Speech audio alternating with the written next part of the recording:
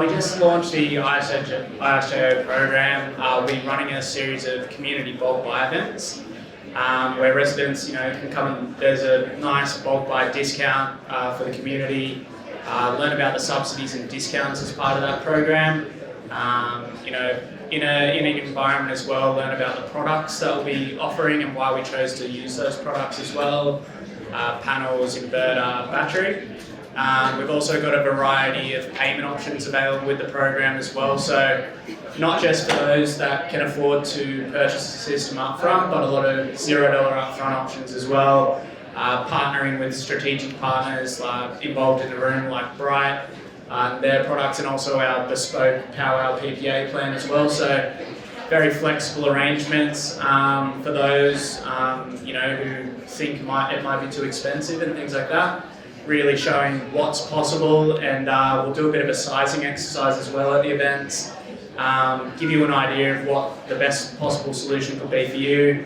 We'll talk about the virtual power plants as well at those events, how it benefits you as a resident, but also the wider community as a whole as well, supporting local grid networks. At the end of the presentations and events as well, we'll also have time to speak one-on-one with our consultation team there as well. We'll be able to give you some tailored advice directly on your individual home. It's not always a one-size-fits-all approach. Through the events, I just encourage everyone, we don't have the QR code up here, but in the back of the room with the ISJO stand there, take a flyer, register your interest. You'll be kept up to date about the program and when we'll be running those events with the 4 councils. And by coming to those events, you'll just learn exactly what you need. Even if you don't choose to go with the program, you'll be very confident one way or the other to make a confident decision on solar, batteries and virtual power plants. Great. Can you just tell us maybe a bit about what the timing is on that, when people should be looking out for those events? Yep. So at the moment, it's more just register your interest. You'll be kept up specifically with the dates and times as they come out. I believe the first events will be running towards the end of August, early September. Yeah, great. And they'll all be in local community centres as well. Yeah, there we go. Great. And am I right that covers 3 local councils? I think Wollongong, Shellharbour, and Kayama. And Shoalhaven. Sorry, Shoalhaven. Yes. Sorry. Yeah. The 4 there. Yeah. That's it. What was that? Sorry. Strata, yes. Depending on if we can gain strata approval and things like that, we can certainly look at solutions as well. That's one of the ways to, if you haven't yet got solar or if you're considering a battery, it'll be a great way to learn about what's on offer and a great opportunity. I think that it's kind of a bulk buyer that's looking to also help drive prices down and make sure everyone's got all the options in front of them. So there's more good news about buying a battery, and so I want to get Alison on the mic to talk about the cheaper home battery scheme, and you can have this one. Yeah, that's good. I'm sorry, I got the good mic. So certainly on the 1st of July, it was one of, I think Saul alluded to it earlier, we have a 30% rebate coming in for home batteries for small business, for community organisations as well. So that will be available through the Renewable Energy Scheme. Talk to your suppliers about it. I understand I was speaking to someone last night who said they had a phenomenal amount of interest already in that. The state government has updated their rebate as well. You can still get up to 15% with them if you connect to a virtual power, up to about $1,500, with the state government if you connect to a virtual power plant. That's been one of the questions we have been asked a lot at the federal level, what's happened with the state one. But certainly for the federal government battery program, that's a 30% discount or rebate on your home battery. The average home battery, I've talked to Ty, who's one of the experts today, runs from about $9,000 up to about $12,000 or $15,000 for a typical home battery. So that will be available from the 1st of July. And I might just also touch on the home upgrade program as well. We have a $1 billion fund that provides low interest loans to be able to upgrade other items in your home. There was a question this morning, what if you're not in 2515 and you don't have access to their program? You can also look at that too. I think there's about 5, if you go online, there's about 5 different providers at the moment for that one. Thanks, and I'm sure that you would have heard Saul talking this morning about how much this whole transition is about finance over fuels. Electric machines cost a bit more up front, but they save you so much money in the long run. So a lot of this is going to be about smart ways to make sure that everyone can access the funds to pay for these upgrades when they need them. There's going to be a lot of batteries rolling out thanks to that policy, and we've all heard the same things, that there's a lot of interest in getting a battery right now in Australia. That's going to change the way that our electricity system works in a lot of really good ways, basically. It's a really useful bit of technology. I like to say that wires can move energy through space and batteries can move energy through time. And with the two of them combined, you can kind of get energy wherever you like, which is really good. James, can you tell us a bit about the new urban res initiative that Endeavour and the state government are working on to make more use of them? So, yeah, thanks, Francis. So, there's probably been a recognition for a long time that the way the electricity network's been planned is very centralised and reaches for supply-side solutions rather than things that happen from either the customer's side, so from people, households that want to do something in the transition, but also the distribution networks as well, which, you know, we're the conduit that connect communities and customers. But we also have a lot of capacity in those networks. For those that are here this morning, we've sort of talked through some of the capacity that's available in the electrification here in 2515 as well.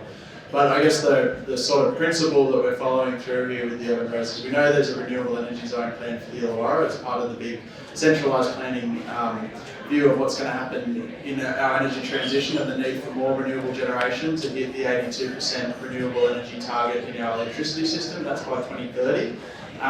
We're getting there. Well, progress has been great. We're at about 43% last year, but we've got a long way to go in the next few years. So making sure that these, all the opportunities are on the table and how to convert that electricity system as fast as possible to renewables, that's really important.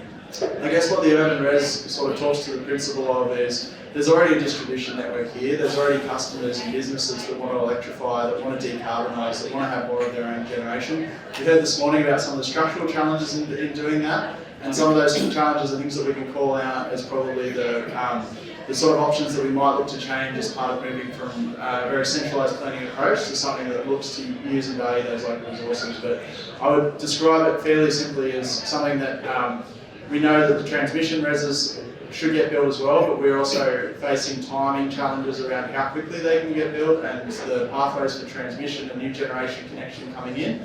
Local networks and local energy resources distributed into commercial rooftop solar, distribution connected batteries, people's behind the meter batteries are all solutions as part of that. And moving those, accelerating the uptake of those and using them as the centralised pieces moving forward is going to be really important.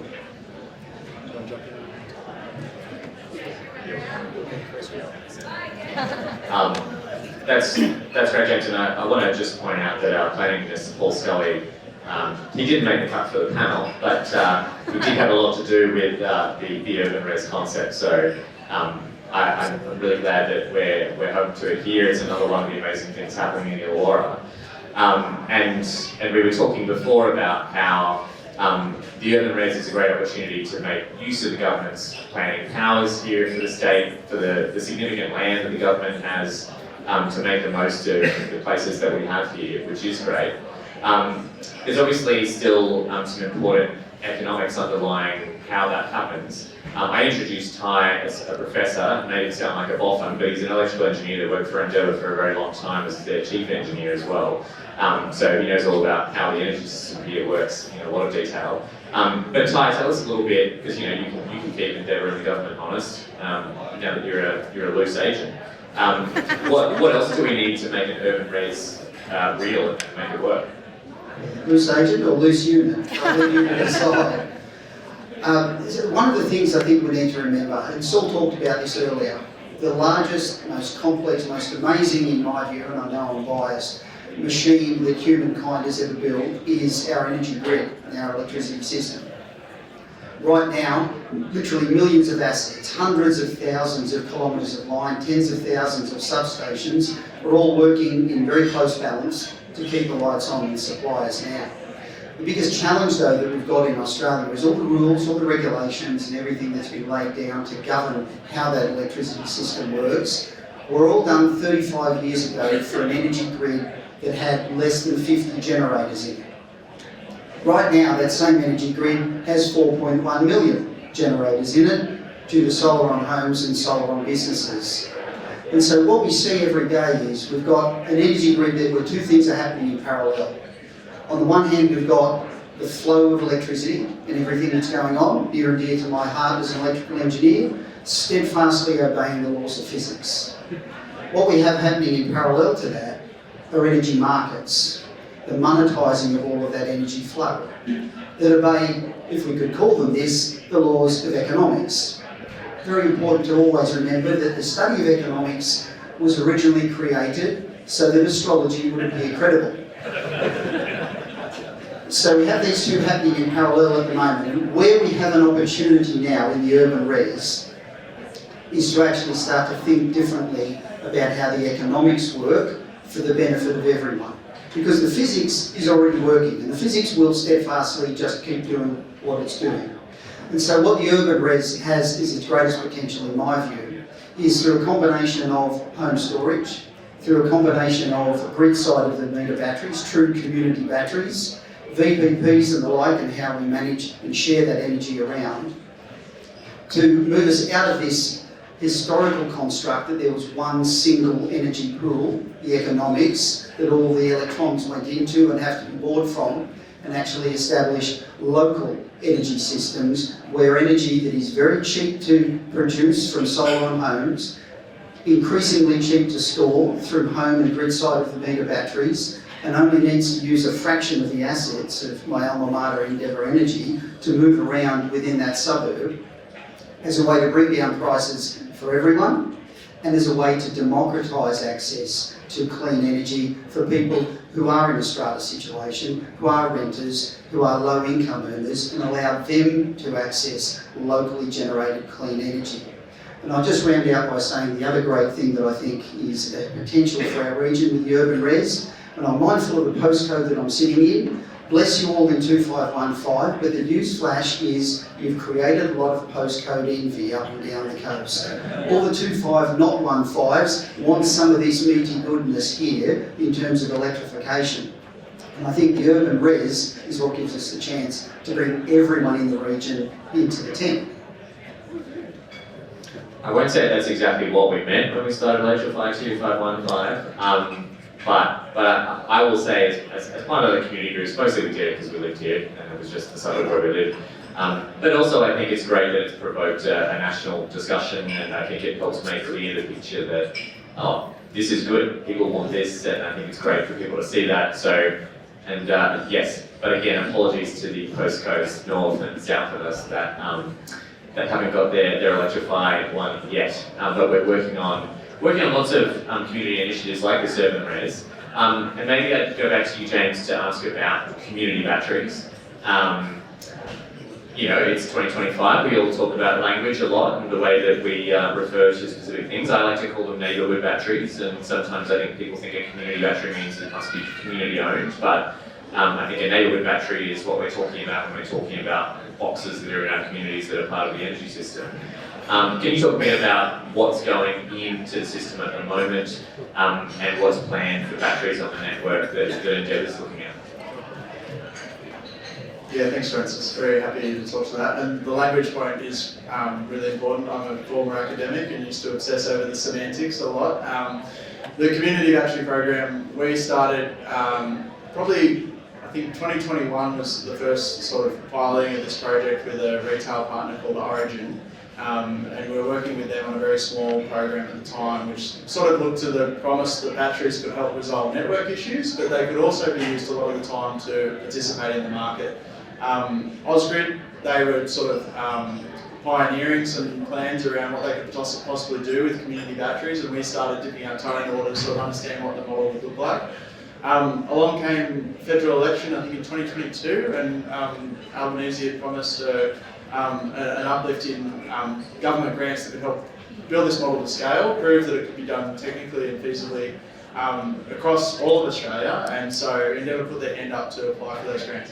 One of the reasons we debate this internally, but one of the reasons we still use the terminology of community battery rather than neighbourhood battery, because that's what the grant funders told us to call it as well. So when you go through the form, that's the community battery program as well. So we don't want to sow confusion at this stage, I would say, but I guess to just explain to people that don't know what they are, it's a battery that sits in an easement or a location central to the community that can be used as a shared asset by all members of the community to either take off excess solar out of the network, and then in times of peak demand in the evening, it can actually discharge to reduce that peak demand at the same time.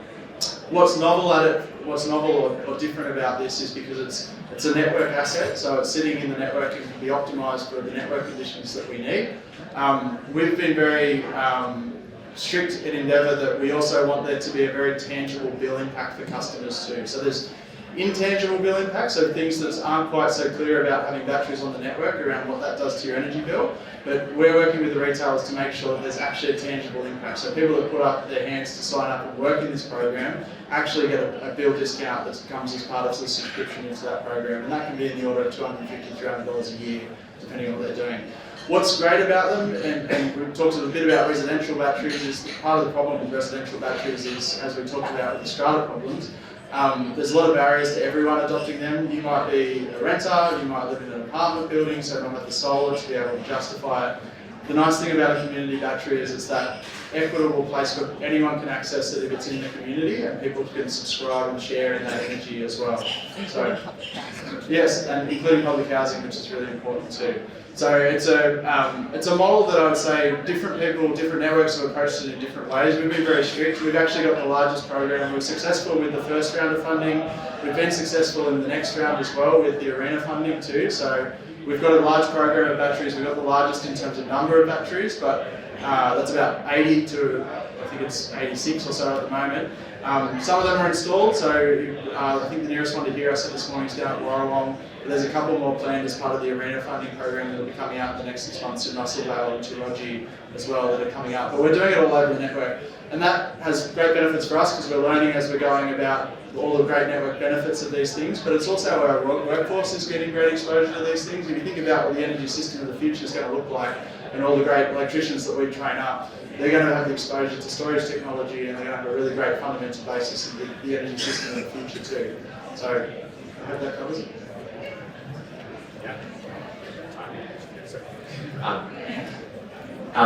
That's great, and it's just it's such an important piece of the puzzle, I suppose. You know, we've seen there's this enormous pipeline of big batteries that are going into remote locations and kind of replacing power station scale generators, and now we've got a home battery scheme that's going to get it into homes, and that middle has been hard to get out. So it's really good to start making tangible progress on that, and it really helps the energy system, I think. We've been talking about the energy system as if it's its own thing, but like Alison, I want to talk a bit about why we spend so much time making a good energy system here, and talk a bit about what that is going to mean for the Illawarra in the bigger picture and in the longer term.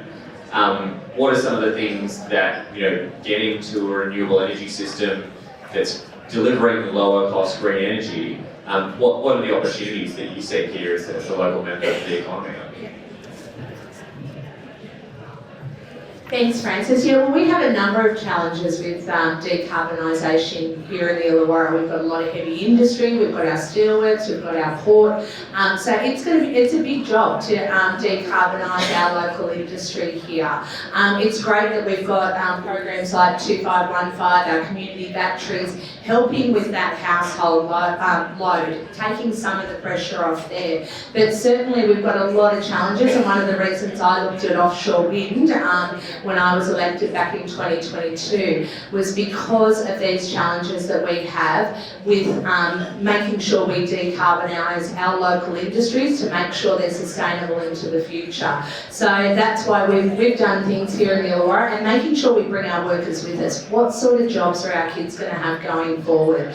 In my first election, one of my commitments was the $10 million Energy Future Skills Centre and the $2.5 at the University of Wollongong and $2.5 million for a renewable energy training centre at TAFE. And it's making sure our local workforce are skilled up to do these jobs of the future, to help us decarbonise, but to also make sure that we keep our heavy industry here in the Illawarra. We have smarter, good, skilled, secure jobs here too. So we've got a lot of challenges, but I think our local, and one of the best things that I have seen since I have been elected, I think Electrify 2515 spoke before about you have 70 different community groups that you work with. One of the best things here is the cohesion. There are so many good people doing good things here in the Illawarra. There's a company called EcoJoule that makes community batteries, which we utilised in the Warrawong rollout recently. We have some really good things happening here. Sakona Batteries, who make batteries for electric vehicles. We are a very motivated, innovative city here in the Illawarra. We call ourselves a city of innovation, and we certainly are. And I think that's one of the things we need to keep an eye on in the future too. Make sure we remain competitive in this space. Make sure we're training up our workforce of the future as well. That we've got a lot of challenges here, and I think we're up to meeting them. I think we've got the skills, I think we've got the motivation, and I certainly think we've got the personnel here in the Illawarra to help us meet those challenges going forward. Thanks, Alison. And That's we've great. got Saul. I forgot Saul. And Saul, yeah. And I mean, you know, we've been talking about all the, there's a whole lot of different industries that are exciting and future looking. I think Saul was talking about green steel this morning. That's so important to our region. You know, it would be so good to see that continue to be a huge part of our economy. I think, like when my kids are 6, 4 and 1, and you know, I don't think there's ever been a harder time to tell your kids what job they should try and have when they grow up. Because we've all got AI and you know, renewables. Everything is changing, but I think we'll probably still need big hunks of steel in many places in the economy. So I'm probably leaning towards electrician or steel worker at this point. Electrical engineer. Electrical engineer probably. That might get both of them covered. Project management too. Brogan, you'll be spending a lot more time here. I don't know if you're local or if you're a Sydney-based person. Sydney. Oh, you've got this. Stitcher. You'll be spending more time down here as the program rolls out, and getting to know why you should move here. I'll pass you the mic in a sec. Sorry. I do want to actually bring it back to a bit of a practical question. This has been talked a bit about in the news lately about VPPs, and I thought I'd ask if you can tell us a bit more about Shine-Up's VPP and what it looks like for someone to sign their battery up to a VPP and what to expect, both financially, what's going to happen for them, and also, you know, how much control do they have? Those kind of questions. I think people are wondering a lot, and we've got this New South Wales rebate. Maybe you can talk a bit about the specific rebate that applies for the VPPs as well. What is it? Yeah. Start with that. Good What is a question. VPP? What is it? Okay, good. Yeah, Sydney based, but I have been coming down the south coast and Illawarra region ever since I could walk. My nan's got a place down at Lake Injola, which is always good to get to whenever I get the opportunity. Virtual power plants as a whole, we can kind of think of them, you know, as a shared network of distributed customer batteries, which can be accessed on demand. So, you know, kind of like a remote control. Whenever we need a lot of power really quickly in our local grid network, we can push that button and send energy to the grid very quickly. So, you know, we always think of the grid as like a river. It doesn't really matter where the water comes from, but there's always got to be water coming through the river. Every time us as households turn on the tap to use the water, we're taking water out of the river. If there's no water in the river, we go into blackouts and brownouts and things like that.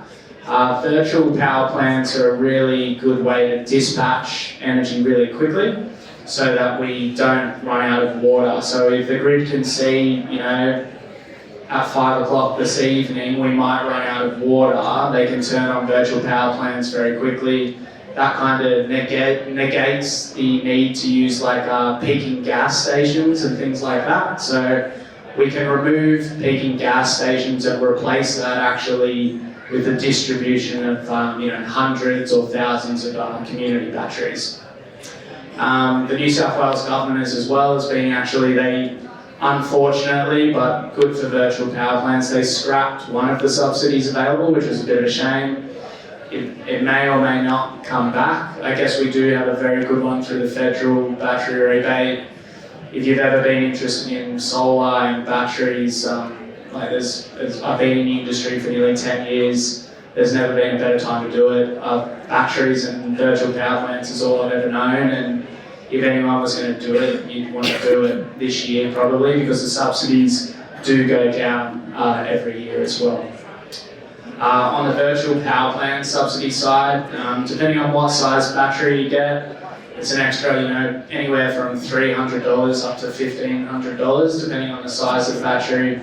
Most households will sit between an extra $300 to $1,000 extra rebate on top of the federal rebate as well, and on top of any of the community bulk buy discounts that we provide as part of the ISJO program. We will be able to help all of those outside of 2515 to be able to help everyone in the community go solar, batteries and virtual power plants as well. With the Shrine Hub virtual power plant, I always think of virtual power plants at the moment, it's like a bit of icing sugar on a cake. It's not the whole reason you should get a battery. You get a battery, for self-sufficiency, take care of 90-95% of your own needs, and then virtual power plants are a way that you can benefit as a consumer, and then also the wider community as well by helping support local grid networks, because the more local batteries that are on the same virtual power plant will help stabilise the local grid as a whole there as well. Ours is a very simple offering for the customer as well. We get paid for providing a service to the grid, and then we pass on an aspect of that credit back to the consumer there as well. So we provide a $1 per kilowatt hour anytime it's used as part of a virtual power plant event. We register directly with an emergency response market at the moment, so it's not like it's participating all the time or anything like that. And it's only needed when we need to support the local grid network. Over the course of a year, you could receive, at the moment, between $200 to $300 of extra credit on top of what you're already saving with your electricity bills. You can access the extra New South Wales rebate as well. And I think the biggest thing with virtual power plants is that in the future, as the grid matures, there'll be other ways that you can participate in virtual power plants if you want to. But I think, there's going to be a lot of change in the network, the way that retail markets operate and things like that. I actually think you will have a little bit more control over the next few years, but the biggest way to take away control from the power companies is really just get a battery and take care of all of your own usage.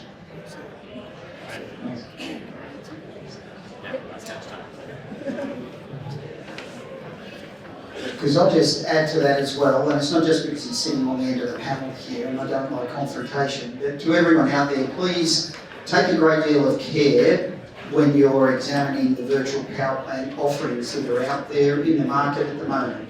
There are some of them that are very well structured, such as the ones we've been talking about here today, where you retain control over the operation of your battery, etc. There are some out there, mainly those offered by the big three gentailer companies that are out there at the moment, that are very disadvantageous to you as a consumer in terms of how much they take control of your battery and pay you little to nothing for the privilege. So not all VPPs are created equal. Note of caution and practical advice to everyone. Read the fine print very carefully and go with the companies that have an ethos that aligns with consumers and benefiting them and perhaps not with the big energy companies that are already sending you a bill, because I'll give you 3 guesses where their interests lie. Is one of them they own lots of coal-fired power stations and don't necessarily want to dispatch energy while they're making money from energy that they're selling already from the coal-fired power stations? Never. Yeah, never. The reality is these companies, they're called gentailers, Origin, AGL and Energy Australia. And Chris Bowen called them out just last week in terms of they are withholding their generation from the wholesale market so that prices come up. That drives up the wholesale price of electricity, and then straight-faced, their retail arm pass those increases on to each and every one of us, saying, we're just passing through the wholesale price increase. They leave off the end of the sentence that our own generators created through their bidding characteristics. So the important thing to remember in all of this is there's great VPPs out there that are great for consumers, and there's some that aren't. Read the fine print, everyone, please. Another way to read that is that it's a great time to get in on the same bracket by buying a battery, because you'll benefit from all the same prices that those big energy companies are creating. I want to go to the audience for questions as well, and my colleague Caitlin, I hope, is going to run around and pass around the We're down mic. to 1 mic, so it would be lots of running. Get your steps up. Yeah. Shame about this one. Comments, please, on Spanish experience and the power failure due to the complexity over there. Is that you? It sounds like Ty's read the report, and I think for all of the immediate reaction of what's to blame, I think we always need to be careful to wait for the report to come out. So in the spirit of that, I'm going to pass to Ty to tell us what the report said, and then I'll make some comments after. Yeah, look, the reality is, this actually goes back to a comment that Saul made in the earlier part of today. This is difficult to get out. You'll stop laughing. This is difficult to explain, and I don't mean to mansplain or be insulting to everyone. This all comes down to the stability of the grid and maintaining that nice, healthy 50 hertz, 50 cycles per second sine wave and keeping it stable. The reality is grids were originally designed for that to be provided virtually free by big rotating turbines, either fired by coal or gas mainly. There has been historically, and the Australian grid is no different, although it's changing and changing for the positive, to embrace what's called synthetic inertia, allowing renewables that are connected via inverters to actually provide that sort of inertia into the grid. However, still across the globe and across Australia, the majority of inverters, and bear in mind in Australia we're talking 4.1 million of these things, are connected to the grid with no grid forming capabilities. In fact, Australia has standards that say you can't have grid forming capabilities for these inverters, AS 4777 being the Australian standard that stipulates this. So what happened in Spain is the grid did start to go unstable. It was a combination of generator dispatch that was required to come online from mainly fossil fuel generators not actually coming online when it was supposed to, caused the grid to start to go into an unstable state. The renewables that were there on the grid did not have the ability, because they were connected to be grid following, not grid forming, to restabilise the grid, and a downward spiral then resulted, and the grid shut down. So it's a very complex situation, and it's, I think, more a case and more an example of rules and regulations not keeping pace with the grid that is in fact already out there than anything else. And a salient lesson for Australia that we need to race ahead in our rule changes and allow much more of what's called this synthetic inertia to come into the grid, so that the grid can be stabilised by the millions of assets, machines, as Saul calls them, that are already out there and capable of doing this. So we try. Can you hear me all right? It's working stuff? Good. All right. We'll go back to 2. Redundancy now, Saul. Sorry, Ty, you know all about that. So yeah, I always come back when this one comes up to, I was working in the wind industry from about 2010 to 2015, and in 2016 South Australia had a blackout September of 2016, basically due to climate change. Like they had for the first time experienced a Category 1 hurricane come through and damage a whole section of their network across the whole state. In the days following that, immediately everyone came out to blame the fact that South Australia had so much renewables. That was the problem. Now, if you know anything about wind turbines, they're generally going pretty well when the wind's blowing. And if a hurricane's coming through, then they do have cutout speeds, so they turn off at about 25 metres per second, but they were still operating, and those things were still operating. What did change was that there was a lot of things that happened in the network that caused those wind farms to eventually trip off, because they were sitting, per the connection standards that they had at the time, they were sitting there waiting. They had 9 trips before they decided, all right, well, something's going on here that we don't want to contribute to, so they turned off as well. But there was a lot of miscommunication before that report came out that it was due to the fact that there was too much renewables. At that stage, South Australia would have been at probably about 40-50% net renewables for the whole energy consumption for the year. Now they're at 75%. Power hasn't been better there in terms of they've subsequently proved because of that event that you can do large-scale batteries. So that was the Twitter stoush that had happened between Elon Musk, who at the time was a good guy, and Mike Cannon-Brookes. And they basically, that was the development of the largest battery in the world at the time, and has subsequently proved to the market operators, the networks, to everyone that's involved in the energy supply chain that you can actually do this with the technology that's out there. And my experience having been in both the renewables industry and now in the network industry, that the technical solutions are there. We're generally, the issues that we come up against is because we've got legacy systems that haven't been asking the right questions, or we've been building on assumptions that the old world still exists. But we need to focus our eyes on what's going to come as well. So. Thanks, James. We've only got time for one more, and okay. There was a. I love rewarding people that are brave enough to sit in the front row. Okay, right now.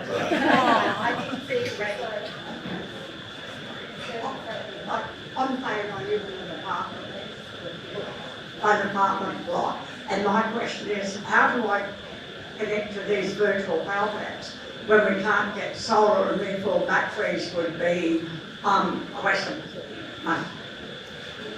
I'll answer that from Endeavour's perspective in terms of what's available with community batteries. At the moment we've got 80 odd coming. It may not be in your local area, but that's one solution. I think there's going to be other alternative models that can come out that are more about ways to share and share energy locally as well, but I don't know if anyone else will. And how do you make solar better? There's a grant for apartments at the moment in New South Wales. I think it's New South Wales based. Put solar on the roof, but selling it to the grid, and none of the owners can accept it. I don't have an answer for Strata today, but what I will say is this is the opportunity that the urban res offers across our entire region, because it broadens the sharing region for energy that's generated within our region and for it to be shared within our region, and takes it out of even needing the battery perhaps in your individual street or suburb, and allows the sharing to occur across the Illawarra Shoalhaven area. So one of the things that I'm certainly encouraging everyone to say with the urban res is we have a huge opportunity here, for as much as there is views, mine, yours, many other people's here, Paul's as well I'm sure, on what the urban res is and what it can do. The greatest opportunity we have is to shape it ourselves as a community. And so what I would say is write to Energy Co and tell them what you want to see in this urban res. And if they get enough correspondence on this, I'm sure that will filter through to the things that we're working with them to actually implement. There's time. There's time. Quick. Oh, there was one over there. I'm happy to stick around. I just wanted to ask a question about a little bit of a scare campaign starting about batteries, about battery fires. I just saw a program on the TV the other night, and the local fire brigade was saying they didn't know how to put out the fires, and there's a big battery farm coming right next to their town, and they're all scared about it. I wonder whether there's something happening, within politics and whatever else, to ease people's concerns, because we all know that it happens very rarely, but they need to know that there is a solution.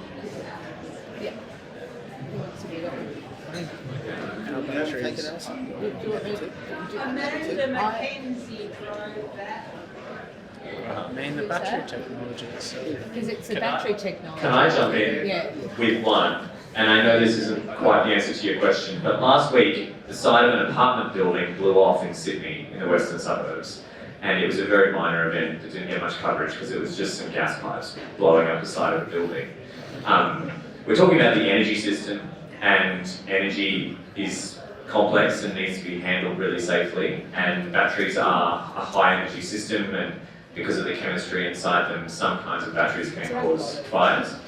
But it's something that is being managed really closely, and something that people are starting to get used to, and it will take time. And if it was a battery fire, there would have been national media coverage of the side of the building getting blown off, and instead it was just gas network that we're all used to, just pumping explosive gas into our homes. 5 million homes are doing this every day. So I thought I'd add that, but maybe there's more thoughts on lithium batteries. Well, not on them specifically. One of the things I've observed across the globe, and we've seen this happen in the political sphere, and I'm not trying to strain to your place there, Alison, but one of the things we've seen happening is, and this applies especially in Australia, in a nation that, and I say this with all sensitivity to those that are affected, please, that seems to spend each year alternating between being on fire and being underwater, denying climate change and the science thereof is no longer de rigueur. So what's happened is, globally there's been a shift to attacking the technology that's actually the solution. And so what we're seeing in the media is exactly that. A lot of publicity around a very small number of events, no publicity around the much larger number of events. For every one battery electric vehicle fire, there's between, I think the last numbers I saw, 10 and 50 internal combustion engine vehicle fires, and yet we don't see all of them reported in the news, and I think that's the thing to remember. Now, I'm not dismissing the significance of it as a risk, but what I will say is, in self-interest declared, EcoJoule, the company I also work with, they're developing Australian battery technology, it is quite viable to make batteries operate within very strict safety requirements. Nothing in the world is perfect, but as Francis has said, I grew up in the 70s. People had LPG tanks on the sides of their homes. People had great oil tanks on the side of their home for heating, for pity's sake. And people still have a gas line into their house. Ask me why my home that's all electric, that I built 27 years ago, doesn't have gas coming into it. Your answer is, I'd much rather have electricity in my home because it's a heck of a lot safer. It's lucky we're not running Gasify 2515. It would be a much harder pitch. Let's get the explosive gas connected, everyone. Let's do this. Yes, we're lucky it's going in the right direction. That's all we've got time for, but please put your hands together to thank our amazing panel today.